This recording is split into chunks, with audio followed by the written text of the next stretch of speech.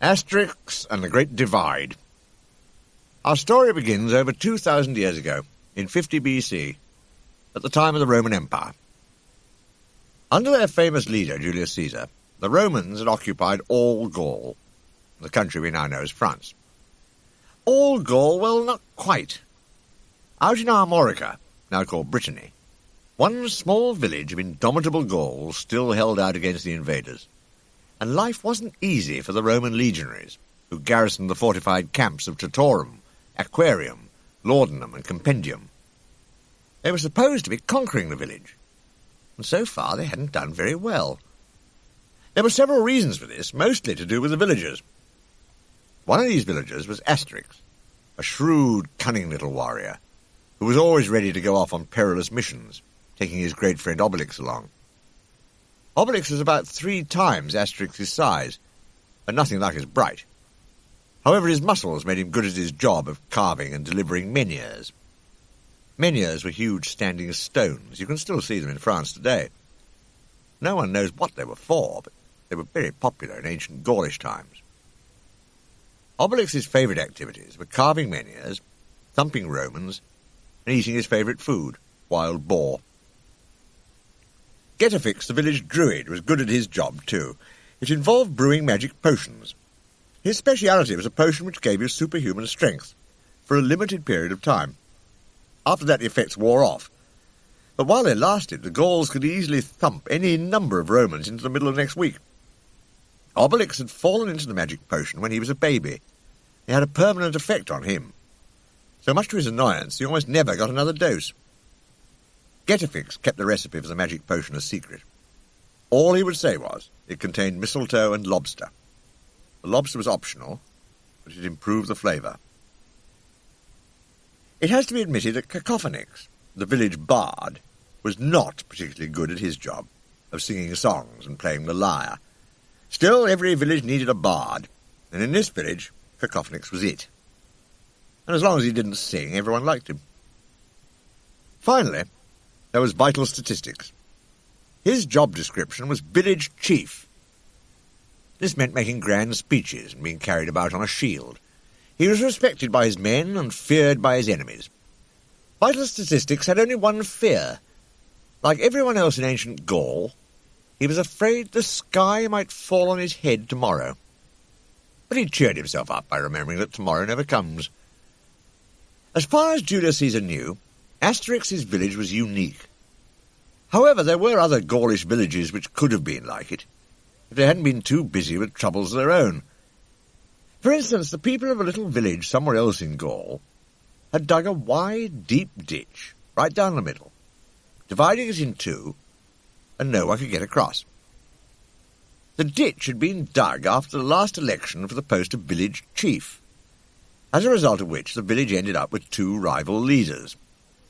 Cleverdix was chief of the left half of the village, and claimed that whatever people on the right said, he had been unanimously elected. Majestix was chief of the right half of the village, and claimed that by divine right he was monarch of, well, at least half of what he surveyed. It was a difficult situation. There had to be 2 separate village gateways. Most of the men in the village supported their respective chiefs on the left or the right, and blew rude raspberries at each other if they happened to meet. Most of the women thought it was very inconvenient that the main village well happened to stand in the middle of the wide, deep ditch, and there was no way they could get down to it with their buckets to draw water. One villager, called Schizophrenics, didn't know which side he was on. When the ditch was dug, it had passed right through his house, cutting it in half. So Schizophrenic tried to stay neutral. But that wasn't easy either, because when he went from one half of his house to the other, he kept falling into the ditch and bruising himself. Among the villagers, however, there were 2 young people who wanted to solve the problem. They were Histrionyx, Chief Cleverdix's handsome blonde son, and Melodrama, Chief Majestix's beautiful blonde daughter. Histrionyx and Melodrama could see how silly it was for people to hate each other just because they happened to live on the left or the right of the ditch, and they thought it was time to make their fathers see sense. "Look here, father," said Histrionyx one day, striding into the hut where Chief Cleverdix was sitting, looking very grand in his horned helmet. "Look here, Father, this can't go on. The ditch dividing us is a disgrace to the village." "Well, it's not my fault, is it?" said Cleverdix. "That traitor Majestix sank so low as to bribe some of the voters in the election. He and his henchman, the unspeakable Codfix, had the nerve to canvass villagers who were only babes in arms, offering lollipops in return for their votes. Maybe it's not your fault, Father, but can you suggest any way to put things right?" said Histrionics. "Yes, my boy, I can," announced Chief Cleverdix. "I've decided to make a speech to the villagers opposite. That'll bridge the gap. They'll soon see how wrong they were to ditch me." Meanwhile, Chief Majestix was sitting in his own hut, looking very grand in his winged helmet, with his adviser Codfix beside him. Codfix was not an attractive character. He had a face like a fish, and a nasty pale complexion. He wore a scaly-looking tunic, and his manner was definitely slimy. He had his fishy eye on the lovely Melodrama, and was determined to marry her, even though she hated the sight of him. Melodrama was in the hut too, talking to Majestix. "Dear Father," she said, "do you remember how happy the village was when we only had one chief, Chief Altruistix?" "I certainly do," said Chief Majestix. "Altruistix took after his cousin Al Caponix. The old so-and-so made off with all the village's taxes. It's no use going on at me, Melodrama. This is all that fool Cleverdix's fault. He stole votes, which were mine by right. He even promised to bring down inflation, and those idiots fell for it. That's when the balloon went up." Codfix thought he saw a chance to impress Melodrama. "It's true," he said. "We need one man to lead the village. You must let them know over on the left that you're the rightful chief." Said Majestix thoughtfully. "Codfix, your advice isn't always codswallop. Here's how I'll address them." Soon afterwards, the rival chieftains were confronting each other across the big ditch, standing on ceremonial shields held up by their shield-bearers. Their supporters surrounded them. Cleverdix spoke first. "Brothers, we are hovering on the brink of village disaster, but the party of the left offers full employment, maximum productive potential for all workers." Here he felt his shield wobble a bit as the shield-bearers tottered under his weight. "Shield-bearers included," he added. "Don't you listen to Majestix. He'd pluck the very horns from your helmets. Workers of the village, unite! Cross the great divide!" But at this point, he was silenced by several squashy tomatoes, accurately aimed at his face, by the supporters of Majestix on the far side of the ditch. Now it was Majestix's turn to speak. "Popular opinion has replied in the only fitting way to the lying insinuations of that double-dealing Cleverdix," he announced. He meant the tomatoes, of course. "With his brinkmanship, he'd happily sacrifice the good of the village to the interests of Rome, spouting hot air on behalf of the Roman Geezer." He meant Julius Caesar, of course. "Friends, Gauls, countrymen, let us throw in our lot together," he continued. But he got no further, because several people on the other side of the ditch were throwing their own lot of squashy tomatoes his way. The infuriated rival chiefs wiped tomato off their faces and shook their fists at each other. "Very well, let's fight it out, you rotten lot," yelled Cleverdix. "We'll see who's left in command." "By all means," Majestix yelled back. "We'll see you do a right-about turn." And still on their shields, they led the way out of the two village gateways to meet in the meadow beyond, followed by their supporters blowing very rude raspberries at each other. "Come on, lads," Cleverdix urged his men. "I'm relying on you to show them the party of the left is in the right of it." "Come on, men," Majestix urged his followers. "Let them see the party of the right isn't going to be left at the post." The chiefs and their shield-bearers stayed put, while everyone else charged into the middle of the meadow. The parties of the left and the right met with a mighty crash and started thumping each other as fast as they could go. A little while later, bumped and bruised, they drew apart again, applauded by their watching leaders. "Well done, lads!" Cleverdix congratulated his men. We set 'em right, all right. Let's go home now. Well done, men, Majestix congratulated his followers. You left 'em standing on the left. Let's go home now.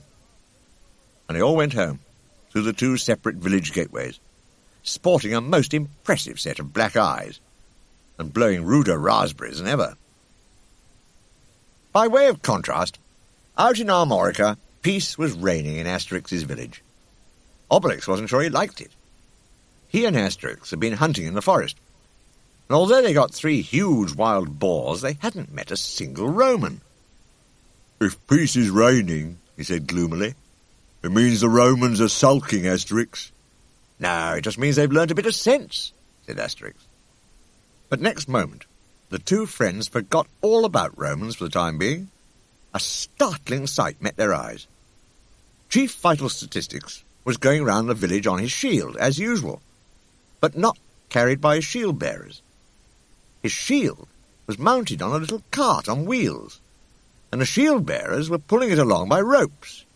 "What on earth are you doing on that contraption, Chief Vital Statistics?" asked Asterix. I'm going shopping for my wife Impedimenta," said the sheep. "She wants some fish." "But what's the cart for?" Asterix inquired. "Oh, the cart," said the chief proudly. That's a new idea of mine." He pointed to his shield-bearers, one tall, the other short. "It means these clumsy great oafs can't let me down any more when the fancy takes them. Right, you two?" he told the shield-bearers, who were glowering resentfully. "Whatever you do now, I stand firm on my trusty shield, so off we go, shopping." The shield-bearers looked at each other. They started off. They started off so suddenly that the cart plunged forward and Vital Statistics toppled off backwards. He landed heavily on the ground, and the 2 shield-bearers marched away. "He can't shop us for that or get new shield-bearers," said the tall shield-bearer. "No, because we shield-bearers operate a closed shop," agreed the short shield-bearer. For Vital Statistics, the worst of it was that Impedimenta had seen his downfall. She appeared in the doorway of their hut. "Downcast again, Piggy-Wiggy," she said sweetly, using her husband's pet name. "Thought yourself clever, did you? Pigs might fly." In a furious temper, the chief picked up his shopping basket and marched off to the fish stall on foot. Unhygienics the fishmonger had been watching too. "So you're still the fall guy, Chief?" he chuckled. "Shut up and serve me," snarled Vital Statistics. "And fast. You could cut the atmosphere around here with a knife." Unhygienics stopped smiling. He took this as an insult to his wares, which were rather niffy as usual. "And just what do you mean by that?" he growled, glaring at the chief. "I mean you get a thump up the hooter if you don't hurry up, that's what," the chief growled back. Not far away, fully automatics, the village blacksmith, was standing at his anvil giving his young apprentice a lesson in forging metal. "Now, laddie, the thing is to strike while the iron is hot," he began. He was then struck in the face by a flying fish. Not a live flying fish, a very dead one. He could hear the sound of a full-scale punch-up between Unhygienics and Vital Statistics, in the direction from which it had come. Seizing the fish by its decrepit tail, the blacksmith marched off to join in. The next flying fish came the way of Geriatrix, the oldest inhabitant. Whirling it round his head, he limped away at top speed to join the fray. "Don't go too far, Geriatrix, sweetie pie," his beautiful young wife called after him. "Dinner's nearly ready." "Just taking some exercise to work up an appetite," Geriatrix called back.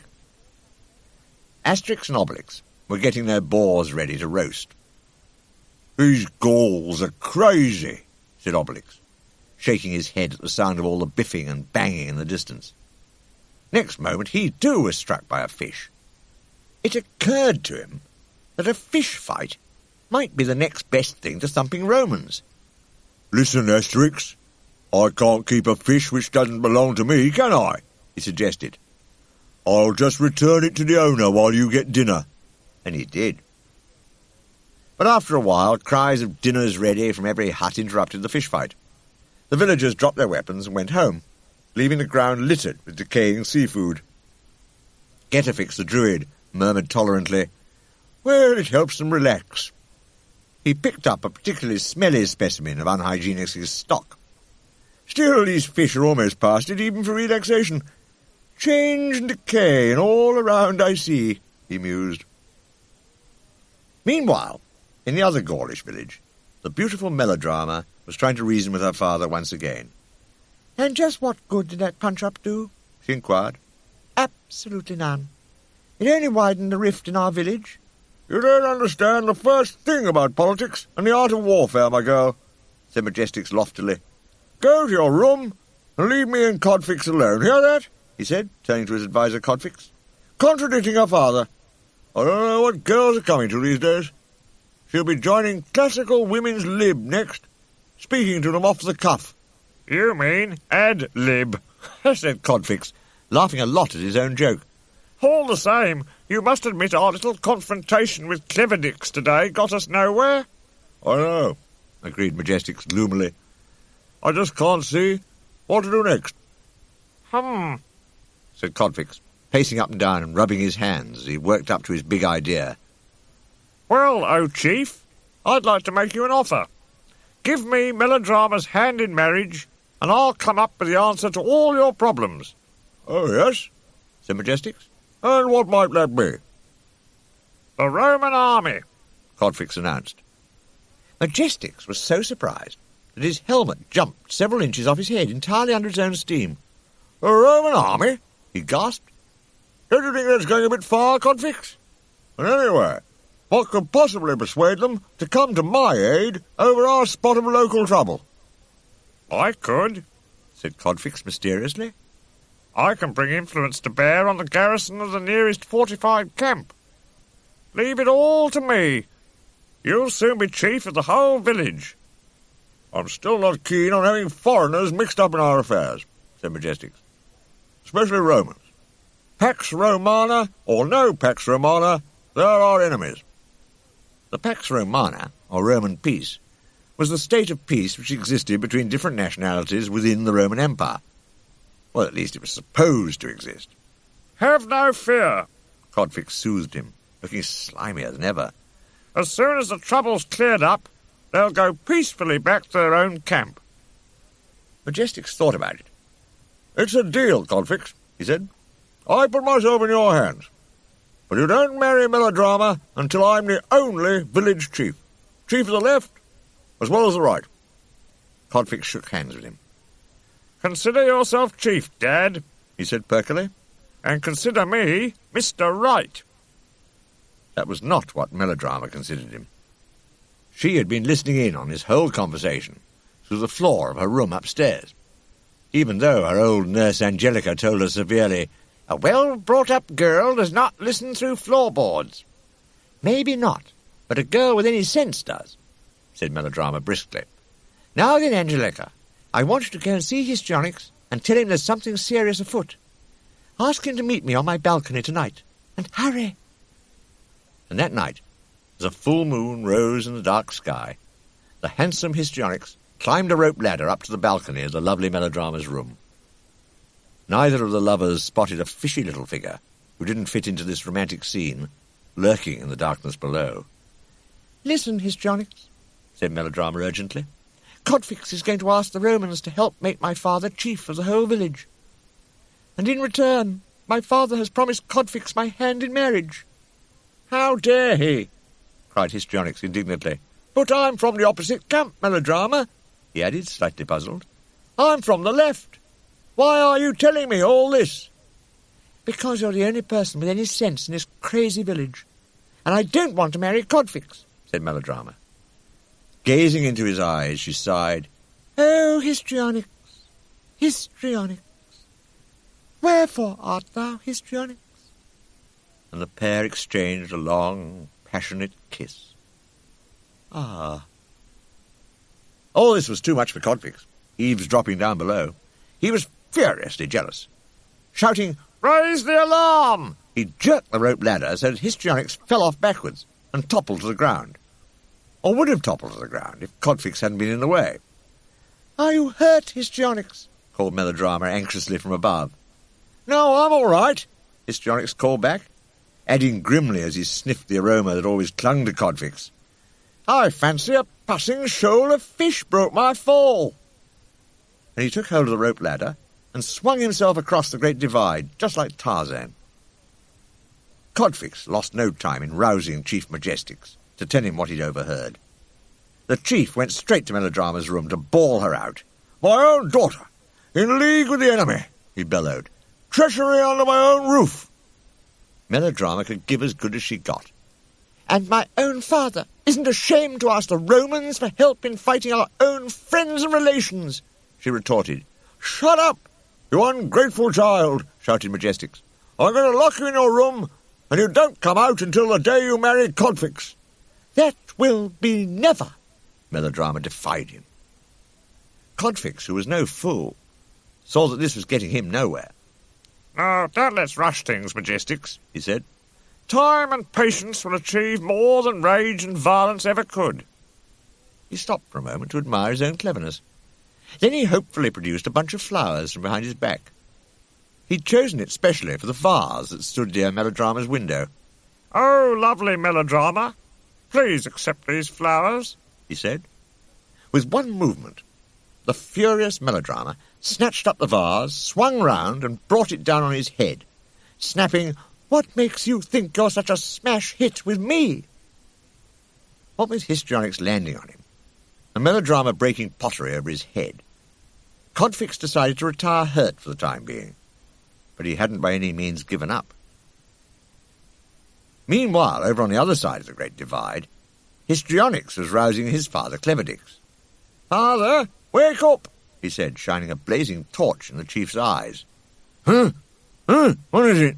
grunted Chief Cleverdix. Histrionics told him. "Majestix and his henchman Codfix are planning to ask the Romans to help them conquer the whole village." Cleverdix was wide awake by now. "Oh, are they, though?" he said grimly. "Right, son, I want you to go in search of my old comrade-in-arms, Vital Statistics.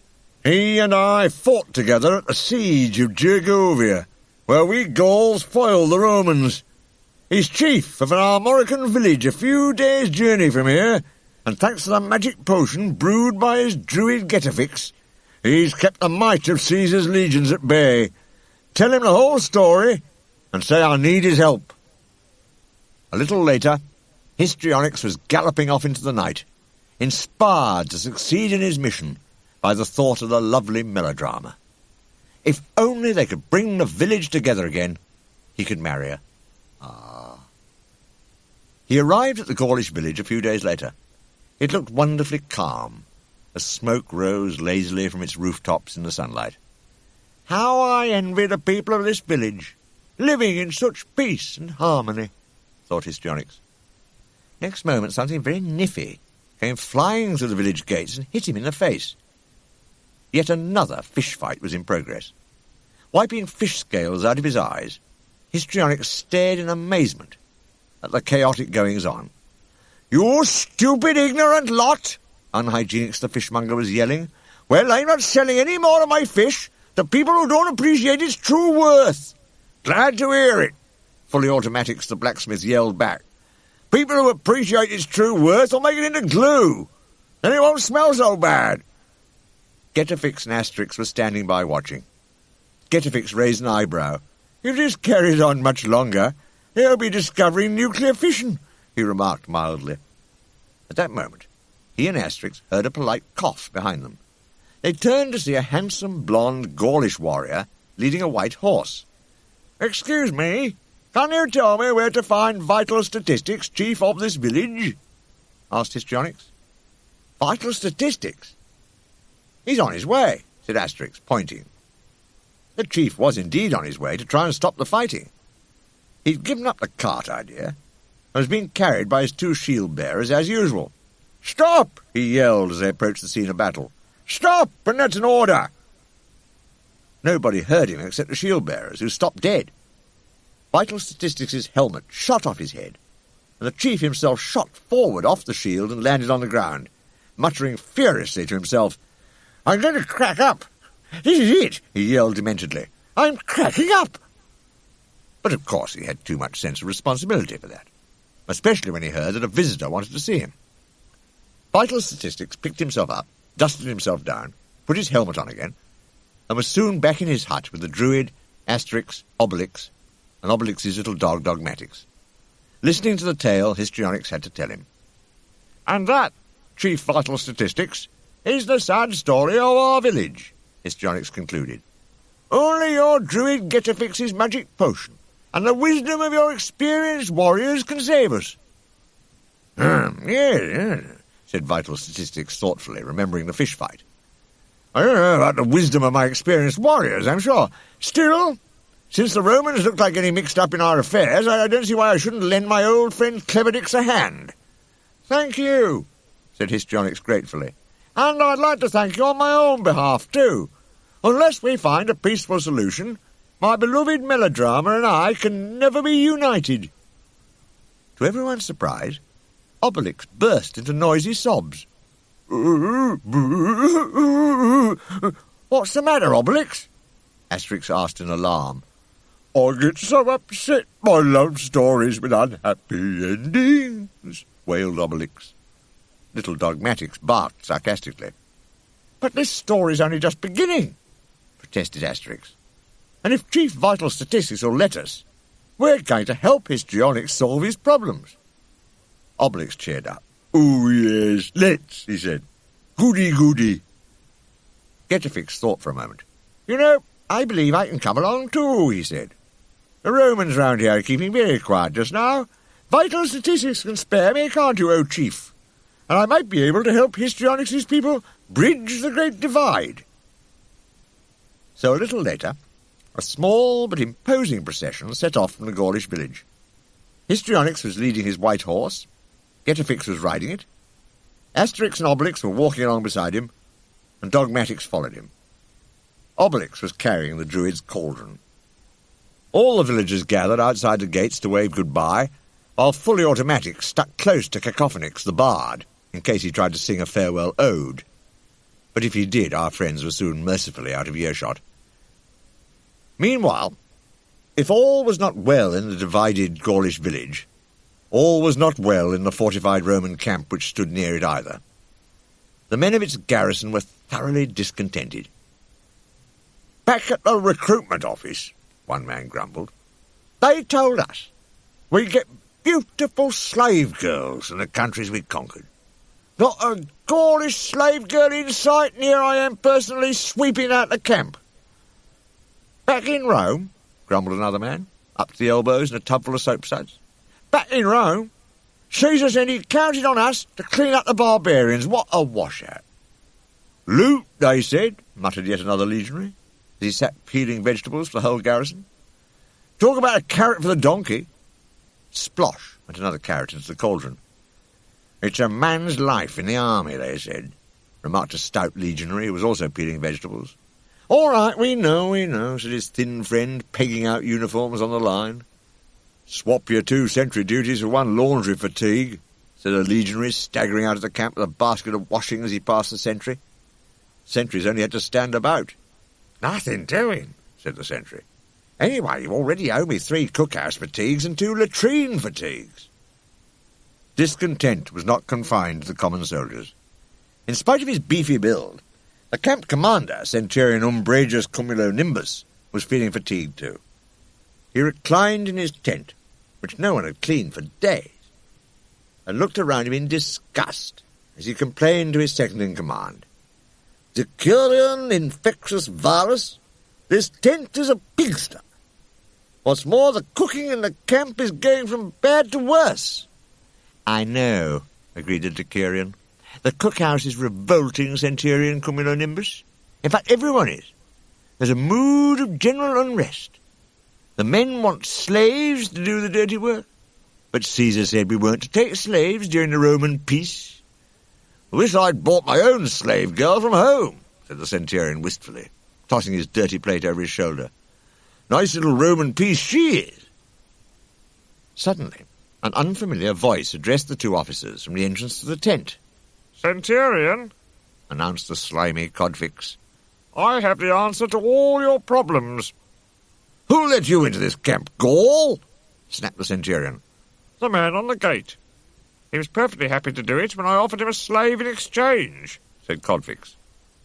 "Who Who are you, and how dare you corrupt my legionaries? Bellowed Cumulonimbus. I've come on behalf of Majestics, rightful chief of the right side of our village, said Codfix.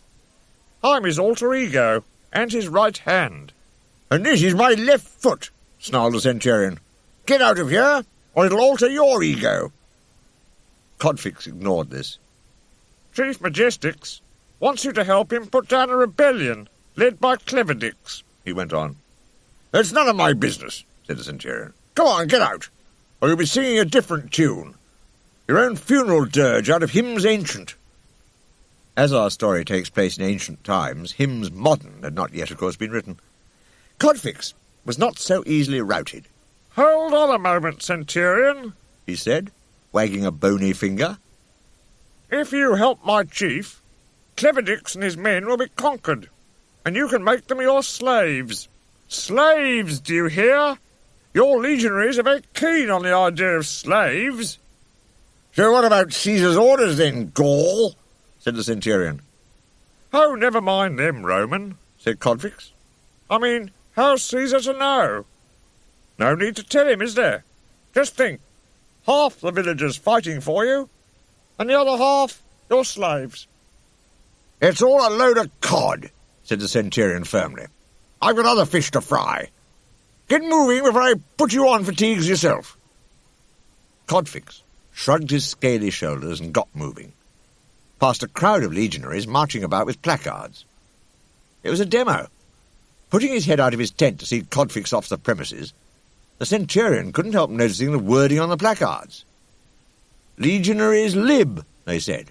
Restore our differentials. Give us slaves, they said. No more chores, they said. Scrub those scrubbing brushes, they said. Uttering a faint moan, the Centurion slumped on his couch again. Even his second-in-command, Decurion infectious virus, was no help. The situation's getting worse, Cumulonimbus, he said. You know, that Gaul's idea had its points. Think how pleased Caesar would be with you for quelling a potential mutiny. It's you, Varus, muttered the Centurion. It seems I'm under pressure from everyone. All right, go after the Gaul and tell him I agree to his suggestion. The Decurion, hurrying after Codfix, found him being held by the sentry on duty at the gate. Halt, said the sentry, with a greedy gleam in his eye. If you want to leave the camp, you'll have to promise me another slave. Wait a moment, Gaul, called Decurion infectious virus, catching up. Go and tell your chief that we'll let him have the help he wants. Just give us time to explain it to all our legionaries. Some of them are none too bright. Ho, ho, ho, chuckled Codfix, as he went off rubbing his hands with wicked glee. Ho, ho, ho, my villainy knows no bounds. And I'm not through yet, because when I've married the lovely melodrama, I plan to depose that fool Majestics and become village chief myself. It's a funny thing, muttered the sentry to himself, sniffing the air after Codfix had passed by. It's a funny thing, but I could have sworn I smelt something fishy. Not long afterwards, Histrionyx was approaching his village with his new friends. From the top of a rocky plateau they looked down on a tranquil rural scene.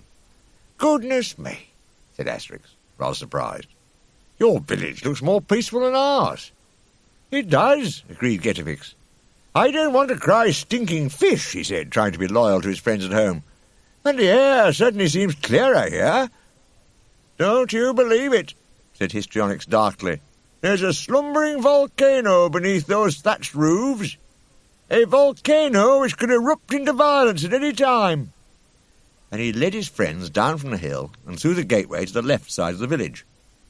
Asterix and the others began to see what he meant, when a Gaul strolling out of the right-hand gateway blew a very loud raspberry at them, entirely unprovoked. Soon the newcomers were having the situation explained to them all over again by Chief Cleverdix. I knew I could count on my old friend Vital Statistics. Your magic potion will stop that oaf Majestic in his tracks, Druid. Now, wait a moment, Cleverdix, said Getafix, raising his hand in warning. Let's get one thing clear right away. I hand out magic potion only for Gauls to fight Romans, never ever using quarrels between Gauls fighting other Gauls. That's not right. But what can we do if Majestix and his warriors fight side by side with the Romans? Asked Cleverdix, spreading his hands in a helpless gesture. Things haven't reached that point yet, Asterix told him briskly. So while we're waiting for the Romans to come... The Romans are coming! The Romans are coming! Shouted voices outside. Over on the other side of the village, Codfix burst into Chief Majestix's hut. The Romans are advancing towards the village, he cried happily. A broad smile, fishier than ever, spread over his face. So you can get Melodrama's diary ready for me, Majestix. Right. Call all our warriors together, said Chief Majestix. We'll go out and welcome the Romans, and tell our men to leave their weapons at home. We must show that we come in good faith. The Romans were certainly coming, but they had quite different ideas about what they were coming for. Centurion Cumulonimbus and his decurion led a body of legionaries happily looking forward to getting Gaulish slaves to do the dirty work around the camp. Off to the slave market, said the thin legionary. I'm slavering with anticipation, he said, laughing at his own joke. Yeah, no more fatigues for us, agreed his stout friend. And by the way, I'm handing you back those 3 sentry duties you swapped me for 1 cookhouse for tea. By the fence separating the 2 village gateways, Asterix, Obelix, and Getafix were watching the Romans advance. Shall we get 'em, Asterix? Said Obelix hopefully. Wait a moment, Obelix. Not yet, said Asterix. Let's see what happens next. See those Romans, Druid? Said Chief Cleverdix. We really do need your magic potion. Getafix had to admit that using the potion to fight these Romans would definitely be legitimate. But I'm afraid it is too late to make any now, he said. Chief Majestix and his men walked out of the village with dignity and unarmed to meet their Roman allies. Bareheaded, carrying his helmet, Majestix addressed the centurion. Welcome, O Roman, he said, starting on one of his long speeches. Our gratitude for your valuable assistance knows no bounds, and be assured that... Cut the cackle, snapped Centurion Umbrageous Cumulonimbus. Where are the slaves? Slaves? Said Chief Majestix, taken aback. Slaves? What do you mean, slaves? The slaves your fish-faced friend promised in the small print of your contract, of course, said the Centurion. The Gauls from the other half of your village. It took a moment for this to sink in. When Majestix understood what it meant, he was outraged and clapped his helmet straight back on his head. Gauls never, never, never will be slaves, he shouted furiously. I'm going to be chief of everyone in this village without exception, and definitely without slaves. Sir. The Centurion was furious too. It looked as if he'd brought his men on a wild goose chase, or at least a wild Gaul chase. Then he had a bright idea. You don't go calling out the Roman army for nothing, he told Majestix. Men, grab hold of this lot, he told his legionaries. They can be our slaves themselves. Majestix reached for his sword, but of course he'd left it behind. He and his supporters from the right of the village were marched away by the Romans, while the slimy Codfix watched in hiding near the village fence. His plan seemed to have failed. He hadn't realized that Majestix would never go along with the idea of selling other villagers into slavery. Help, he muttered. That fool Majestix has ruined everything. His opinion of Majestix's behaviour wasn't shared by the other onlookers. Chief Cleverdix and his son Histrionix were impressed. You know, Father, said Histrionix, Majestix really did act in a manner worthy of a chief. All things considered, I must admit he carried her off in style, said Chief Cleverdix generously. Obelix could hardly wait to get after the Romans. He hadn't thumped a Roman for ages. We'll get 'em this time, Asterix. Let's go, he said, preparing to jump the fence. But Getafix stopped him. No, Obelix, he said, putting out a warning hand. It could put Majestix and his warriors in danger. We must comfort Melodrama and decide what to do. After seeing her father and his men marched off as prisoners of the Romans, Melodrama was very upset. The sight of her tears made Obelix cry too, much to the disgust of Dogmatics. But Melodrama was a young woman of spirit, and soon began to think of a rescue attempt. We must do something, Histrionics, she told her lover. Don't worry, Melodrama, said Histrionics. If my father agrees, we'll organise a campaign against the Romans to free our fellow villagers. I certainly agree, said Chief Cleverdix. Majestix may be my opponent, but I don't want him using his self-sacrifice to score off me in an election campaign. Asterix had been pacing up and down the chief's hut, thinking hard. Wait a moment, he said. I've got a better idea. The Romans of these parts have never met Getafix, Obelix and me. Why don't we go to their camp on our own? If it's slaves they want, we'll apply for the job and set their prisoners free. An excellent idea, Asterix, agreed Getafix. Obelix was delighted. Ooh, yeah, he said. Goody, goody, goody. A chance to sample the local Romans at last. Thumping Romans is like having dinner. It's nice to eat out for a change. Little did the Romans know what was in store for them as they marched their Gaulish prisoners into camp. Chief Majestix was still standing up to the Roman commander. "We will never be your slaves, Romans," he said defiantly. "We'll see about that," said Centurion Umbrageous Cumulonimbus. "Know what the penalties are for a slave's revolt? You'd better think again, unless you want to make the lions and the Circus Maximus at Rome a good square meal. And while the prisoners are thinking," he added, turning to his men, "chain 'em all up well." The legionaries hurried to obey. They were delighted at the prospect of having slaves to do their dirty work. They could stop all that complicated swapping of duties to avoid the least popular fatigues. "Hey, listen," said the stout legionary to his friend. "Can I have those 3 sentry duties back? The ones you swapped for my cookhouse fatigue?" "Prices have risen," said his thin friend smugly. "It'll be 4 sentry duties now." Meanwhile, Asterix, Obelix and Getafix were saying goodbye to Histrionics and Melodrama. Obelix was carrying the Druid's cauldron, brought all the way from their home village in Armorica. Melodrama waved her hanky and wished the 3 friends good luck. "Don't worry, Melodrama," Asterix told her. "Thanks to Getafix's know-how, Obelix's vast strength, Dogmatix's nose, and my own cunning, we'll soon have your father home." Dogmatix's nose set to work at once. He kept stopping, turning round and sniffing. He was sure he'd picked up the scent of something. It was a fishy kind of scent, too. It belonged to the slimy Codfix, who'd been eavesdropping on all the Gauls' plans.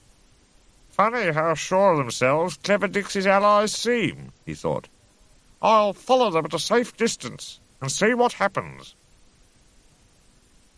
On the way to the Roman camp, Asterix explained their plans. "Sure you get the idea, Obelix. We're humble slaves, and we want to serve the Romans, so no thumping 'em just yet." Soon the 3 Gauls and Dogmatix reached the Roman camp. A sentry at the gateway marched out onto the drawbridge in front of the camp fence and pointed his spear at them. "Halt!" he ordered. "Who goes there? What do you want?" "We're Gaulish slaves," said Asterix briskly, "and we want to serve the Roman army." The sentry stopped pointing his spear and smiled. "Gaulish slaves, eh? Well, that's a bit of luck," he said. "We've just had some brand-new slaves delivered, but they won't serve yet. You 2 smaller ones go right on in," he added, taking hold of Obelix's muscular arm. "And I'll keep this fat slave for myself." It was the wrong thing to say. Next moment, Obelix's muscular arm had tossed the sentry several yards into the air. There was a mighty crash as he came back to earth and lay stunned. "I may be a slave, but I am not fat," Obelix announced, his pigtails bristling with fury. Asterix wasn't pleased. "So just how do you expect them to take us seriously now, Obelix?" he said crossly, pointing to the sentry his friend had demolished. "Wait a minute, Asterix, I think I can fix it," said Getafix, reaching into the useful pouch he carried slung around him. He produced a small green glass flask. "This flask contains an elixir of my own invention," he told the others. "A few drops will instantly restore this Roman to full health and strength, and he won't even remember what happened to him." With these words, the Druid took the stopper out of the flask and trickled a little of the elixir into the stunned Roman's mouth. Sure enough, as it went down, the man was immediately revived. He leapt to his feet, stood to attention, and obviously felt as good as new, if not better. He pointed his spear at the three Gauls.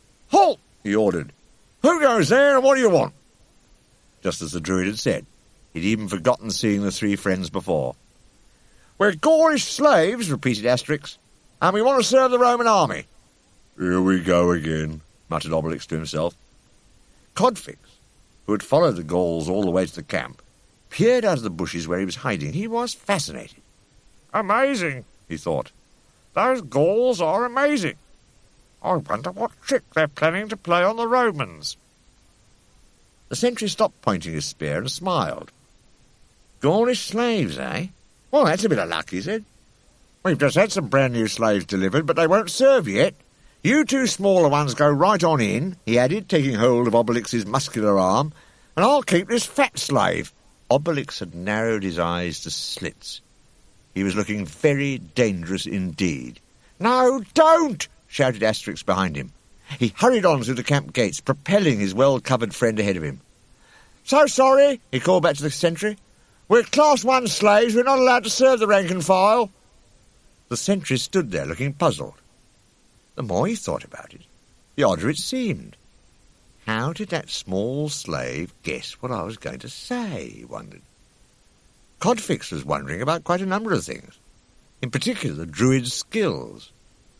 Then, from his hiding place in the bushes, he spotted the green glass flask not far away.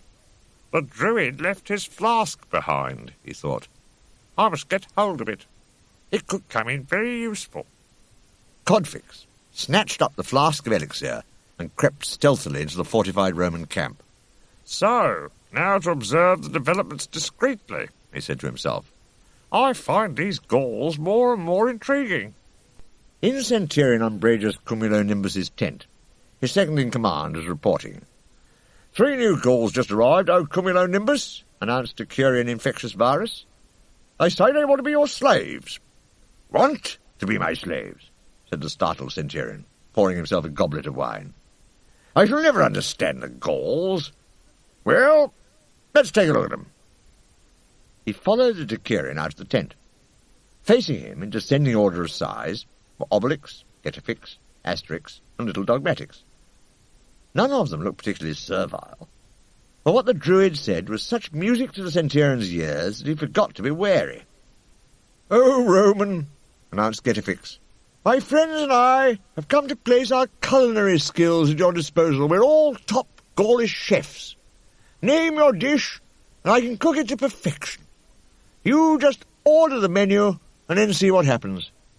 "The gods must have sent you, Gaul," said Centurion Umbrageus Cumulonimbus gratefully. "A spot of good cooking will certainly make a change from the usual mess here." "Oh, we can cook a good meal for all your men, Centurion," explained Asterix. "The feast of the century, as you might say." "For starters," said Getafix solemnly, "for starters, a fortifying soup. Then the meat course. I think a really nice cut. Say a chump chop stewed in its own juice, and I promise you won't make a hash of it. If you fancy poultry, we can certainly cook your goose for you. Game for anything, are you? Then why not grouse and quail? After that you'll get your desserts. A fool, well beaten, perhaps some instant whip, and a few raspberries, all washed down with the Gaulish beer we call wallop. It packs quite a punch," he chuckled. The Centurion thought this menu sounded delicious. "That'll do fine," he said happily. "Get on with it, then. I can hardly wait." Asterix and Getafix winked at each other. "We shan't take long," the Druid said. Obelix had been listening to the menu, puzzled. He thought there was something missing. "Look here, Getafix. Why don't we add a few nice roast boars?" he suggested. "Oh, Obelix," sighed Getafix. "Oh, dear. It would take too long to explain. Why not go and chop us some kindling for the fire?" Obelix went off to do as he was told, feeling rather miffed. "Well, I only thought he'd gone and forgotten the boars," he muttered, as he went in search of a wood pile. The sound of a Roman soldier chopping wood with an axe guided him to the right spot. Picking up a log, he sat down on the ground, raised his mighty right arm, and began chopping it into small sticks for kindling with the edge of his right hand. The Roman soldier with the axe looked at him in astonishment. "Amazing," he marvelled. "I've never seen anyone chop wood with his bare hands before." "Oh, that's nothing," Asterix told him casually. "I could cut down a whole tree that way. Only my little dog's rather fond of trees, so he wouldn't like it." Once Getafix had the firewood, he soon got his cauldron bubbling, while Asterix, Obelix, and the Romans looked on. "Ready in a moment," called the Druid. He stirred his cauldron. The bubbling contents seemed to be soup. They certainly smelt like soup. Soup with a touch of mistletoe and lobster flavouring. But to cure an infectious virus was beginning to get slightly suspicious. "Listen, Centurion," he told his commander in a low voice. "I'm a bit worried. A cousin of mine in the army, stationed in Armorica, told me about a druid there who has strange powers. I'm just wondering whether by any chance—" His voice tailed away as he nodded meaningfully in Getafix's direction. Folding his beefy arms, Centurion Umbrageous Cumulonimbus agreed. "You've got a point there, infectious virus," he told the Centurion. "We must be careful." However, Getafix had seen the two Roman officers conferring together. Dipping his ladle into the steaming cauldron, he offered it to the Centurion. "Would you like to taste this soup for seasoning, sir?" he asked, looking the picture of innocence. "Just a moment, Gaul," said Centurion Umbrageous Cumulonimbus sternly. "How do I know you're not trying to poison the whole garrison, so that you can free the prisoners? You don't outwit a Roman centurion so easily, you know. I don't live with my head in the clouds." "Of course not, Centurion Cumulonimbus," Getafix agreed. "I quite understand your feelings. I know you don't want to find yourself and your men in the soup. So we'll drink some ourselves, just to show you it's all right. And to prove it even more conclusively," added Asterix, "we'll give some to your prisoners too." Centurion Umbrageous Cumulonimbus thought about it. He couldn't see anything wrong with that. If there was poison in the soup, then the prisoners would keel over and die, and he and his men would know it wasn't safe to drink it. He stood and watched as Getafix gave Asterix a ladle of potion, and then took some himself. Obelix was opening his mouth hopefully. "No, Obelix, not you," said the Druid firmly. "Why not him?" asked Centurion Umbrageous Cumulonimbus. "Yeah, there you are. Why not me?" asked Obelix, crossing his arms. He thought Getafix would have to let him drink some potion this time, if he didn't want to give the game away. "Why not?" said Getafix. "Because he fell into the cauldron when he was a baby, and..." Then he had a brainwave. "And he has to stay on a strict diet for the good of his mental health. That's why not him," he yelled at the disappointed Obelix. To cure an infectious virus, had the Gaulish prisoners brought out to taste the soup. They were chained up in a long line, and each man's hands were chained together as well. Getafix held the ladle of potion to Chief Majestix's lips and spoke to him fast and softly as he drank it. There was quite a lot to explain, because of course Majestix and his men, being from the right-hand side of the divided village, hadn't met Asterix and his friends yet. "Don't worry," the Druid whispered. "We're here to rescue you. This potion you're drinking will give you the strength you need. Watch for our signal, and then you have nothing to lose but your chains. Pass the message on to all your men." Luckily, Chief Majestix was quick on the uptake. Digesting all his information along with the potion, he nodded and let the next Gaul in line come up. Soon all the Gaulish prisoners had drunk their potion, and the cauldron was empty. There was none left for the Romans, who thought it was just lobster and mistletoe soup. "There," said Getafix. "You see, Centurion, there was no need for you to worry. And since there isn't any soup left," said Asterix, "let's go straight on to the next item on the menu, the meat course, which is the chop," he finished, and swinging his arm up, taking a mighty swipe at the Centurion and knocking him sky-high. Light dawned on Obelix. At last he got the point of all those terrible jokes Getafix had made earlier. "The menu," he shouted happily. "We'll cook their goose for them all right. We'll leave them stewing in their own juice. Grouse and quail. I see it all now." "So do we," shouted Chief Majestix, flexing his wrists and snapping the chains that bound them. "Come on, men," he yelled. and all his followers, well tanked up with magic potion, copied him. Soon a punch-up good enough to satisfy even Asterix was going on in the middle of the fortified Roman camp. Majesticks and his men were really enjoying thumping Romans, sending them up in the air and then watching them come down again with a mighty thud. "That potion of yours has a really uplifting effect," said Chief Majesticks appreciatively as he sent another Roman flying. "Yes, it usually makes people rise to the occasion," agreed the Druid, flicking a legionary skywards. Asterix was having a wonderful time, particularly now he got the hang of the joke. "Try a bit of knuckle in the bread basket for a change," he suggested, punching a couple of Roman jaws. "Enjoying your picnic al fresco?" Asterix asked kindly as he knocked several men off their feet with a single sweeping movement of his arm. Even Dogmatix was joining in. He'd got his teeth into the bright red underpants to cure an infectious virus war under his military tunic, and had no intention of letting go.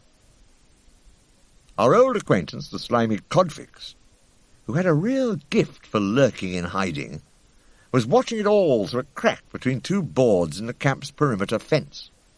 "I get the picture," he muttered to himself. "Al fresco, eh? No need for any big fresco to show that the Romans can't stomach that Druid's recipes." The Romans heartily agreed with him. A heap of fallen men lay battered and bruised in the middle of the camp, complaining to each other. Meanwhile, Chief Majesticks was gratefully shaking hands with the Druid.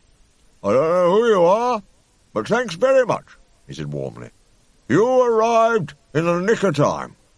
"Don't mention it," said the modest Druid. "I'm Getafix, from Armorica, and my friends here are Asterix and Obelix. Oh, and we mustn't forget Dogmatix." He pointed to the little dog, who was sitting there proudly with his trophy in his mouth, a large red rag torn from the Decurions' underpants. Asterix told the Gauls on the right-hand side of the village what had happened. Cleverdix and his son Histrionix wanted to come and fight the Romans with their own warriors, but we thought our methods would be a bit more subtle. "Cleverdix?" said Majesticks in surprise. Well, there's something to be said for the old rogue after all. Which is more than I can say for some people," he added thoughtfully. "I see who was behind all this now.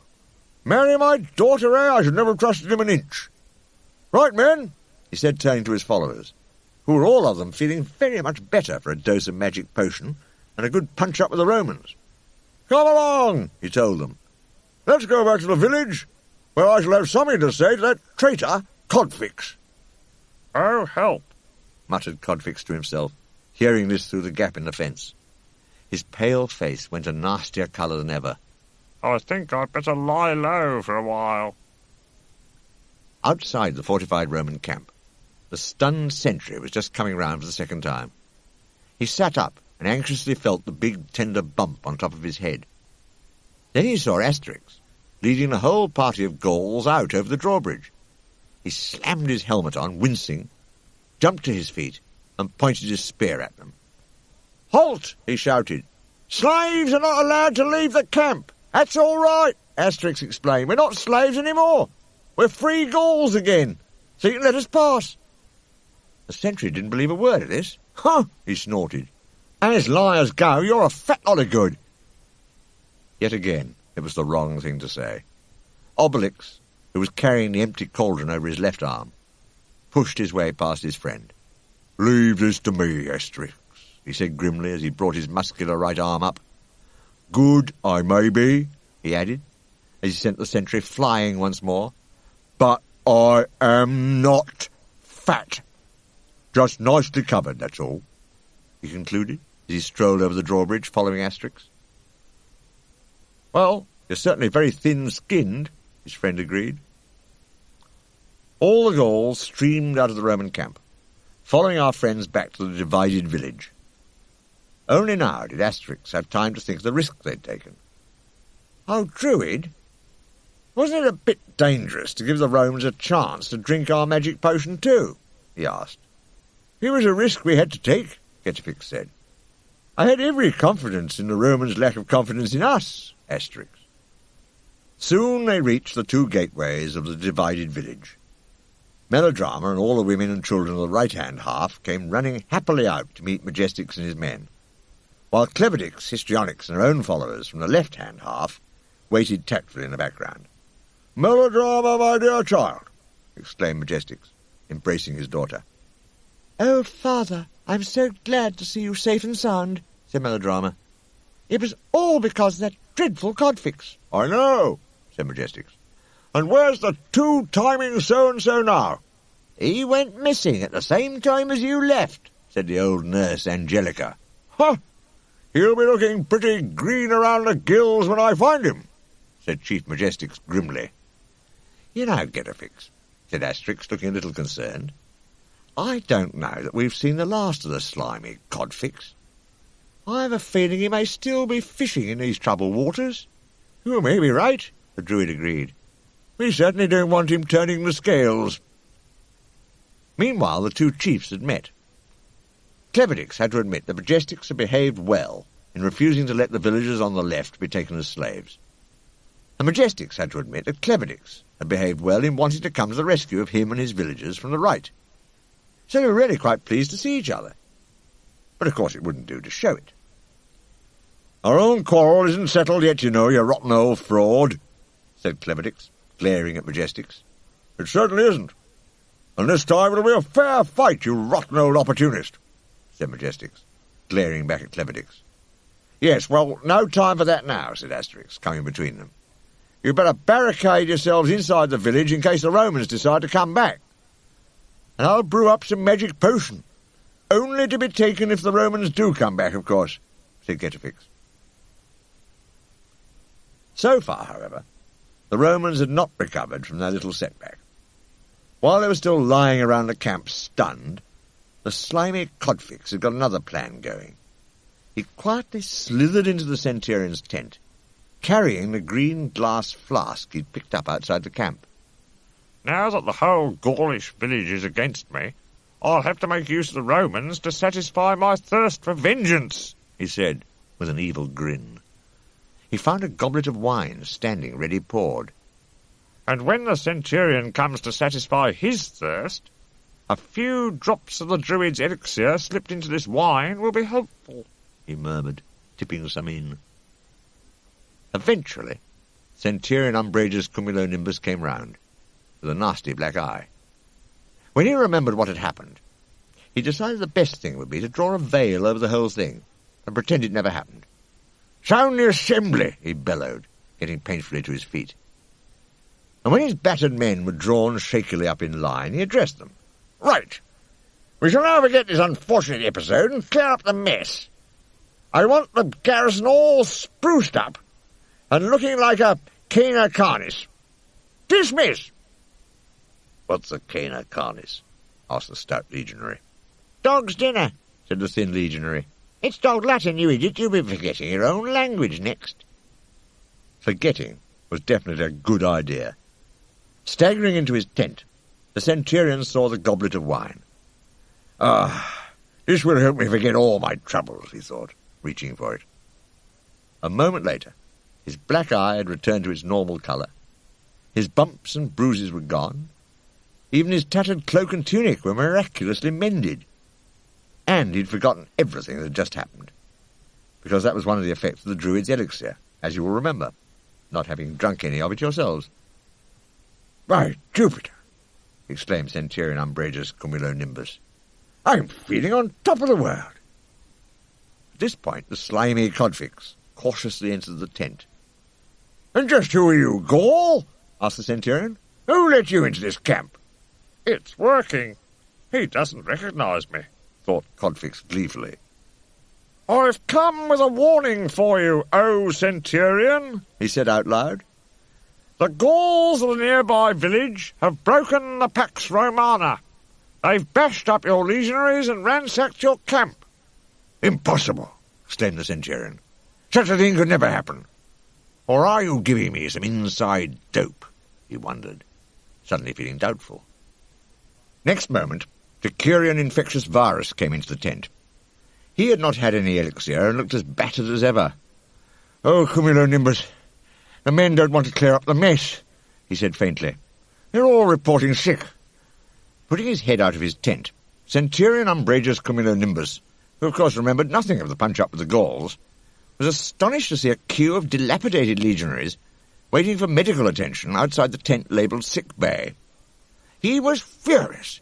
"Sound the assembly!" he yelled for the second time, only of course he didn't remember the first.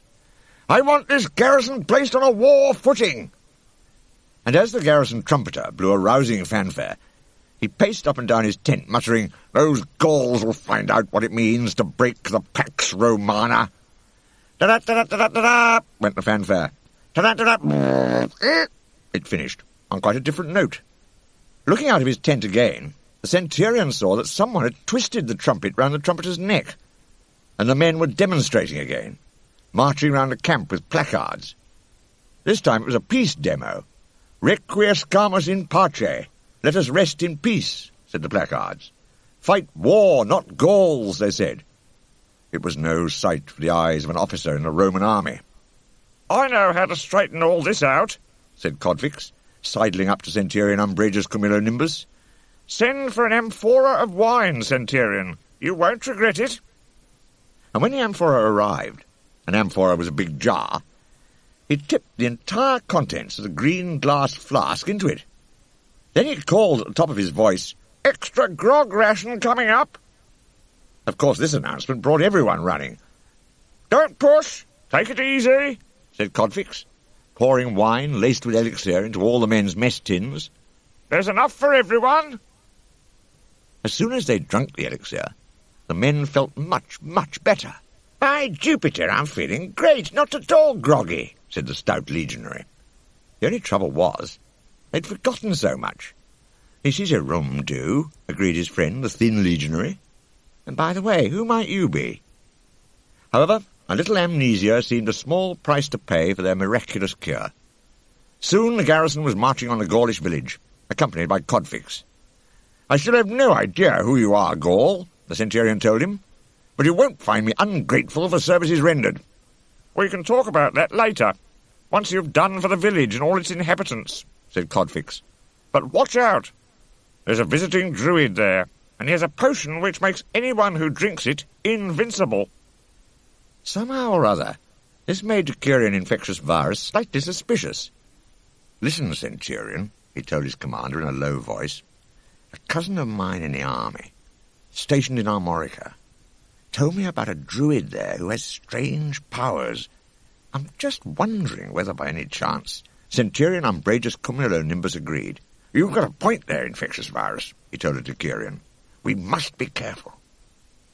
Meanwhile, in the Gaulish village, Getafix had finished brewing a new batch of potion, watched by his friends and the rival chieftains.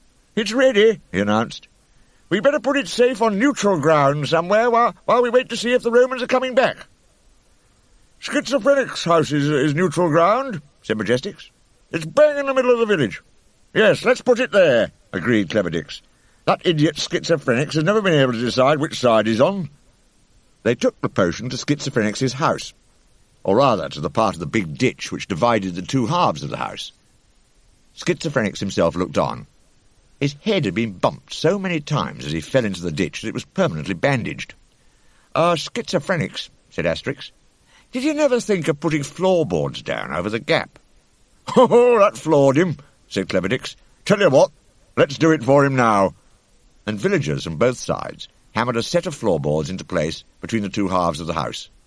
Then Obelix put the cauldron on the floorboards, so that it was still on neutral ground. "I'll keep watch over the cauldron tonight, to make doubly sure it's safe," Asterix offered. "Then you'd better have this extra gourd of magic potion, Asterix," said Getafix, handing him one.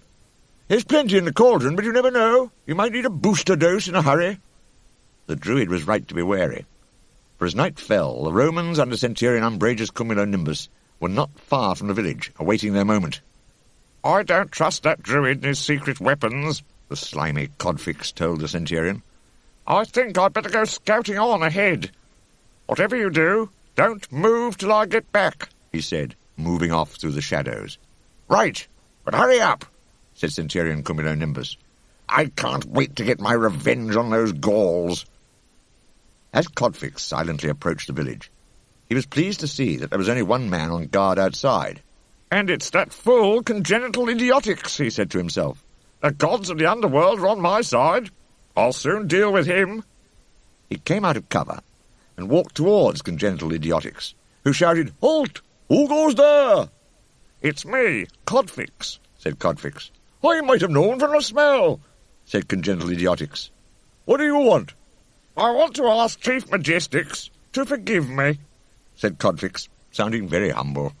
Well, you can come in, said Congenital Idiotics. But if I were you, I'd steer clear of the Majestics. Why are you mounting guard like this? What are you afraid of? Asked Codfix. We're afraid the Romans may come back, said Congenital Idiotics. But luckily, Getafix the Druid has made us some of his magic potion. It's safe in Schizophrenics' hut. This was just what Codfix wanted to know. He gave a nasty chuckle as he hurried on into the village. On the new floorboards over the ditch which divided Schizophrenics' house, Asterix was enjoying the beauty of the night sky. "I've never been able to see stars inside a hut before," he mused. And then, quite unexpectedly, he was seeing a great many more stars, as Codfix crept up behind him and felled him to the new floorboards with a blow from a wooden club. Outside the village fence, the dim but good-natured Congenital Idiotics was thinking, "I feel quite sorry for Codfix, apologising to the chief. He must be having to steel himself. Wonder if he'll get away with it." But it was the magic potion Codfix was stealing, and next moment he was getting away with it right through the fence. He'd stopped only to take a swig of magic potion himself before snatching up the cauldron. The power of the potion enabled him to smash through the fence, knocking Congenital Idiotics sprawling as he passed by. It was a moment or so before the sentry could call for help. Soon, however, his cries roused the villagers, Obelix and Getafix, who found Asterix lying unconscious on the floor of Schizophrenics' hut, and the potion gone. "Do something, Getafix," said Obelix anxiously, bending over his friend. "Give him some of that elixir you used on the Romans." "I'm sorry, my dear Obelix," said the Druid. "I'm afraid I must have left it near the Roman camp. But anyway, it'd be dangerous to give it to Asterix. If you drink my elixir, you can't take the magic potion afterwards. The mixture has some rather strange effects." Luckily, however, Asterix was all right, although as he came round he murmured, "This time I really do think that the sky has fallen on my head." "The sky's fallen on everyone's head," Getafix told him. "Codfix has stolen the cauldron of magic potion, and you can be sure he'll dose the Romans with it." Here Histrionics spoke up like a true Gaulish hero. "Magic potion or no magic potion, we can deal with the Romans." "Spoken like the true son of a chief," said his father Cleverdix approvingly. Chief Majestics merely grunted. As the sun came up, Codfix arrived back at the bushes where his Roman allies were hiding. "You certainly took your time, Gaul," said Centurion Cumulonimbus. "I thought you were planning to betray us." Betray you? said Codfix. Oh, come on. Would I do a thing like that? And look what I've got here. It's the magic potion which makes anyone who drinks it invincible. Watch this." Walking over to the nearest tree, he uprooted it with his bare hands and held it aloft for several minutes before putting it down. Astonished, all the legionaries applauded. "Never mind the curtain calls," said Codfix. "It'll be curtains for us if we don't hurry up. Come on, all of you, get drinking." "Right," said the Centurion, when all the Romans had been dosed with potion. "Here we go, then. Want to join the attack?" he asked Codfix. No, said the slimy Codfix. It would be better for me not to be seen with you. It's a matter of principle, you know." And he stayed safely in the rear, as the Centurion marched forward, followed by Decurion Infectious Virus and all their men. In the village, Getafix was just wondering whether he had time to brew some more potion. It turned out that he hadn't. The alarm was raised, and there were cries of, "The Romans are coming!" "We must go out to meet the Romans and fight them if the village is to be saved," shouted Asterix. "Come on, everyone!" And the rival chiefs with all their warriors surged out, led by Histrionics. Getafix, Obelix, and Asterix went too. Asterix took a dose of potion from the spare gourd the Druid had given him, as little Dogmatics galloped along beside them. "I think we're in for some more fun, Asterix," said Obelix happily. "Don't forget the Romans have drunk magic potion, Obelix," said his friend. "That means we must handle them more carefully than usual." "Don't you worry," said Obelix. "I'll handle them ever so carefully. "Come on, men!" shouted Centurion Cumulonimbus, leading his men in the charge as the opposing forces clashed on the meadow outside the village. "For Rome, home, and beauty!" His second-in-command was the first to notice something strange. "I seem to be swelling with pride," thought the Decurion, and then looking down at himself, he saw that he literally was swelling. So was the Centurion. So were all the men. They were swelling up and puffing out like balloons. They were turning into lightweight footballs in Roman uniform. Their feet left the ground and they rose several inches into the air, unable to keep their balance. "Getafix, look," said Asterix, pointing. "Those Romans have gone all circular and airborne." "I'm not a bit surprised," said Getafix, chuckling. "I told you the elixir and the magic potion didn't mix. This is what happens if you try to take in both. Obelix is right. The Romans are going to give us some fun." "That Gaul betrayed us," said the Centurion furiously as he lost his footing entirely. "He was making fun of us." "Yes, he was sending us up," agreed the Decurion, floating into the air after his commanding officer. "Well, if this is a joke, it's blown up out of all proportion," said one legionary. "I don't like such levity," agreed another. "Help! This is a whole new ball game," gasped a third as they tumbled in the air. And at this point, Asterix gave the word for the Gauls to advance. "Charge!" he yelled. The Gauls charged, right into the middle of the bouncing, weightless Romans. It didn't take any magic potion to send them flying in the air this time. In fact, it was all too easy for Obelix. "These Romans really are crazy," he said crossly. "They're not supposed to be doing tricks at the Circus Maximus now." Some of the Gauls, however, were making the helplessly balloon-shaped Romans do tricks, rolling them along the ground or through the air, or in Dogmatix's case, balancing an enormous globular legionary on his nose. At long last, Centurion Cumulonimbus felt a little weight return to his normally beefy frame. He came down to earth, bouncing less and less, and finally deflated, and found himself standing firmly on the ground again. The same thing was happening to all the other Romans. "Aha! No more globe-trotting," said the Centurion thankfully. "We're back to normal. Right, men, pick up your weapons and get to your battle stations." But something else was happening. The grass of the meadow seemed to be growing at uncanny speed. Soon it was like a jungle of vegetation around them. "Oh, Cumulonimbus, I'm an old soldier and I've been around a bit, but I've never fought in terrain quite like this," said the Decurion, peering at a gigantic daisy as high as his head. "And I'll tell you another funny thing," said the Centurion, craning to see above the grass. "We've lost sight of the enemy." "But we're still here, Roman," boomed a voice overhead. "Eek!" squealed the Centurion, staring up. He saw Asterix towering above him. It wasn't the grass that had grown taller. The Romans had grown shorter, much shorter. The mixture of potion and elixir had made them shrink to the size of tiny toys. "Giants! They're giants!" gasped the Romans, looking at the enormous Gauls.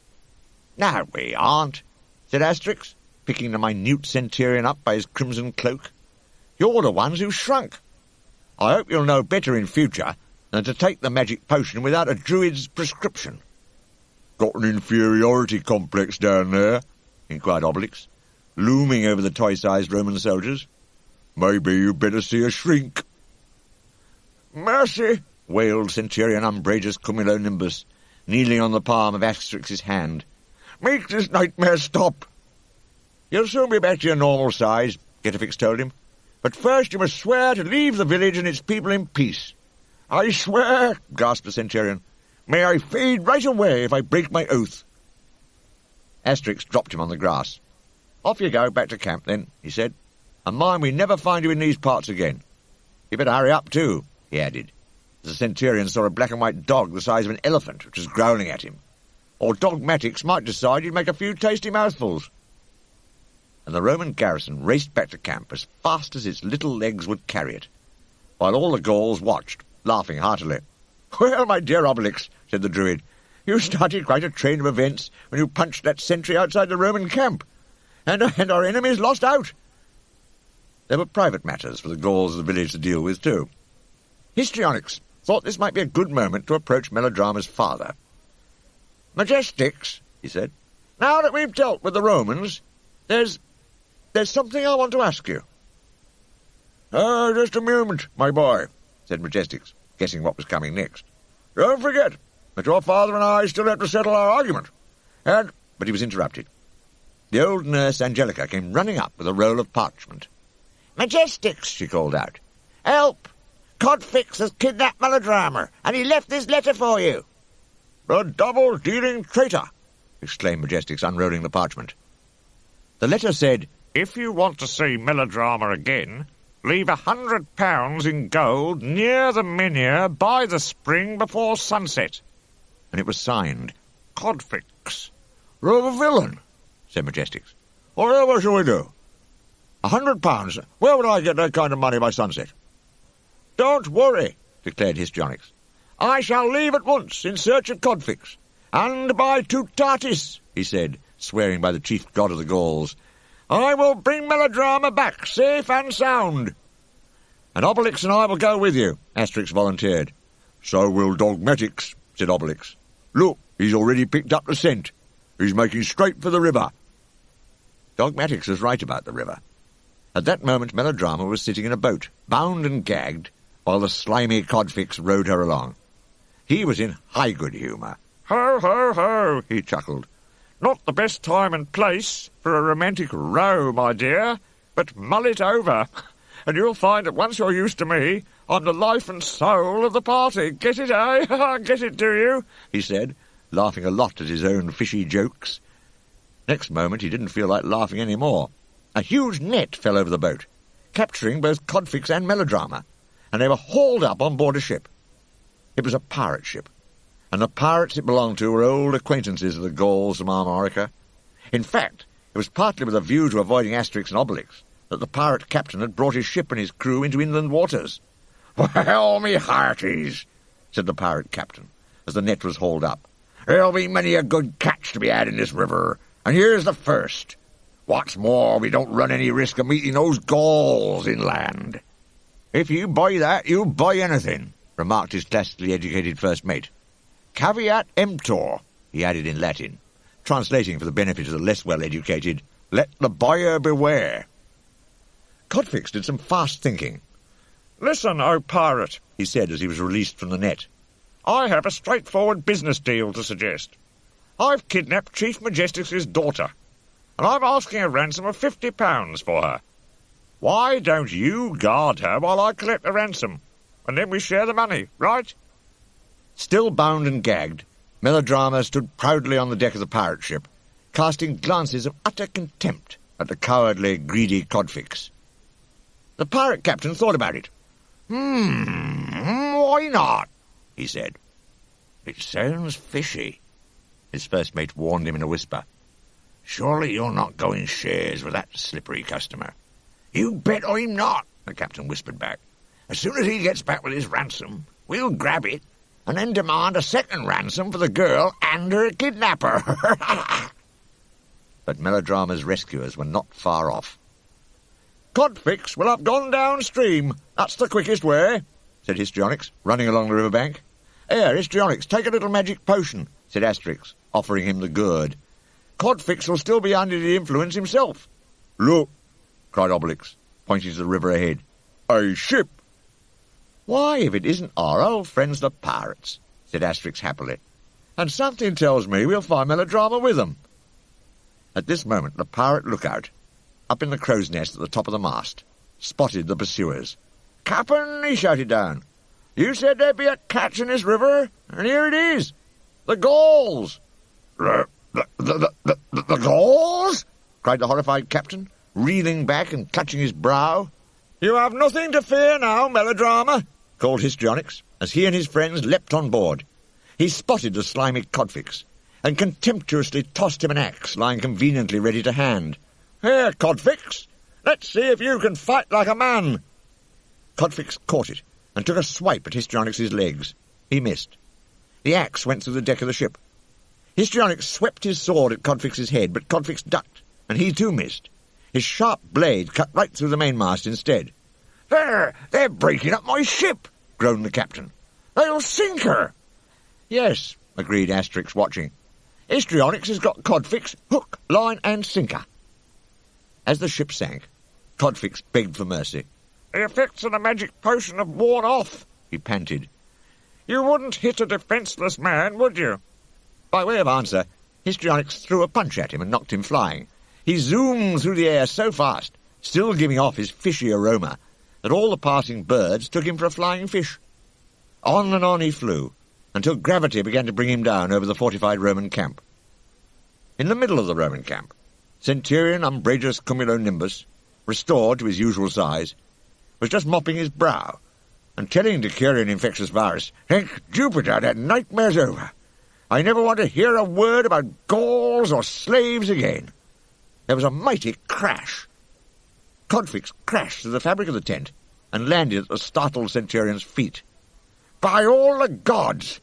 I take that last remark of mine back, just for you," said Cumulonimbus, recognizing Codfix and grabbing him.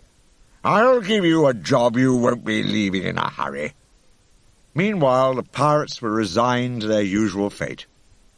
As his crow's nest began to subside, the lookout man mused, "Sunk in salt water, sunk in fresh water. All the water I ever want again is a drop of aqua vitae." "You're getting the Latin lingo nicely," said the first mate helpfully, clinging to the broken mast. "Yes, it's terra firma for me now, too." "Come on," Asterix told his friends as Histrionics carried Melodrama ashore. "We must go and set Majestix' mind at rest." Poor Majestix was a very worried man. Even his rival Cleverdix was sorry for him. "In times of trouble it's only right to forget our differences, and I feel for you, Majestix," he said. Just then a welcome cry was heard. "They're back! They're back with Melodrama!" And soon she was in her father's arms, telling him, "Oh, father, Histrionics acted like a true chief." "Well, I'm extremely grateful to Histrionics, but let's go a bit far, my dear," said Majestix. "Oh, no, it isn't," said Cleverdix, back on quarrelling terms with his old rival again. "After all, Histrionics is the son of a chief." "Son of a chief, my foot," objected Majestix. "I'm the only chief round here." But Melodrama had had quite enough of this constant quarrelling. She marched forward and came between her father and Cleverdix. "For goodness sake, stop it," she told them firmly. "If you must fight for the chieftainship, why not keep it between the two of you?" "Melodrama's right," agreed Histrionics. "Fight if you must, but leave the rest of the villagers out of it. They're fed up with your squabbles." And so it was agreed. Out on the meadow where the Gauls had fought the big bouncy Romans, and where they had then put the tiny dwarf Romans to flight, Chiefs Majestic and Cleverdix, stripped to their red and white striped underwear, faced each other in single unarmed combat. "Now, you senile old dotard, I'll show you what a real chief can do," said Cleverdix. "You dyspeptic old fogey, you're in for a shock," replied Majestix. "Wait a minute," said Asterix. "You'll need a neutral referee. I volunteer." "Right," he told them. "The rules of single combat say the fight may go on until sunrise tomorrow. The loser is the man who stays down after a count of 100. So off you go and may the best man win." Off they went, trading punch for punch. As the two chiefs were the same size and strength, it was obviously going to take a long time. A few half-hearted bets were made on the outcome of the fight, but as the evening drew on and the combat was still getting nowhere near a result, many of the audience got tired of the show. It lacked style. It lacked variety. They went home. So did Getafix. It had been a long day. "I hope you don't mind, Asterix, but I want to go to bed," he said. Obelix yawned. "So do Dogmatix and I. We don't take much interest in fights when there aren't any Romans or any boars." "I'd have thought this fight was boring enough," muttered Asterix. Even he couldn't prop his eyes open all through the night as the two chiefs, still evenly matched, continued their single combat by moonlight. The sound of a rooster crowing woke Asterix. He looked round.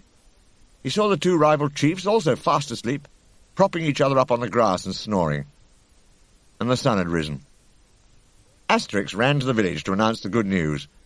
"Friends," he told the assembled villagers, "fate has decided the result of the single combat. No one has won, and no one has lost. But you could settle the argument by choosing Histrionics to lead you.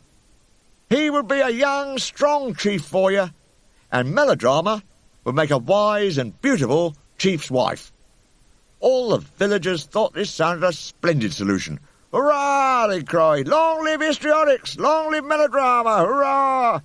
And they carried the happy couple out of the village on a ceremonial shield, cheering so noisily that they woke the rival fathers. Said Cleverdix thoughtfully, taking in this scene. You know, I rather think all we can do is get dressed again. You said it, Fatface, agreed his old enemy, Majestix. So the village was reunited at last under the rule of histrionics. The villagers diverted part of the nearby river into the ditch they had dug, which no longer served any useful purpose. So now there was no party of the right or of the left, only a right bank and a left bank, and running water on everyone's doorstep. As for the two gateways into the village, a new and practical use was found for them. They were turned into the first one-way system known to ancient history, and instead of blowing raspberries at each other, the villagers politely raised their helmets as they passed. Poor Schizophrenics had his hut rebuilt, and even if it did have a waterway running through it, there were floorboards above. As for Majestix and Cleverdix, they happily settled down to enjoy themselves fishing side by side on the bank of the new canal. "Any idea what became of that scoundrel Codfix?" Cleverdix asked his friend. "No, but I shouldn't be surprised if he was still up to dirty work," said Majestix. He was right. Centurion Umbrageous Cumulonimbus had put Codfix to work as a slave, doing all the dirty work about the Roman camp, the cooking, the washing, the ironing, everything, and it served him right. Asterix, Obelix, and Getafix stayed on for the wedding of melodrama and histrionics, which was celebrated with great rejoicings and a lavish feast. Then they said goodbye and set off for home. Histrionics shook hands warmly with all of them. "How can we ever thank you for all you've done?" he asked. "Don't mention it," said the Druid. "You're happy. That's all the thanks we need." Melodrama patted Dogmatix affectionately, and Obelix blushed scarlet when she kissed his cheek. He started on the way back to Armorica, feeling quite dizzy with the shock of it, and walked for 3 days without saying a single word. Asterix got quite worried, and finally asked him, "What's the matter?" At this, Obelix burst into tears. He sobbed. "I get all upset by love stories with happy endings, too." And here our story comes to a happy end.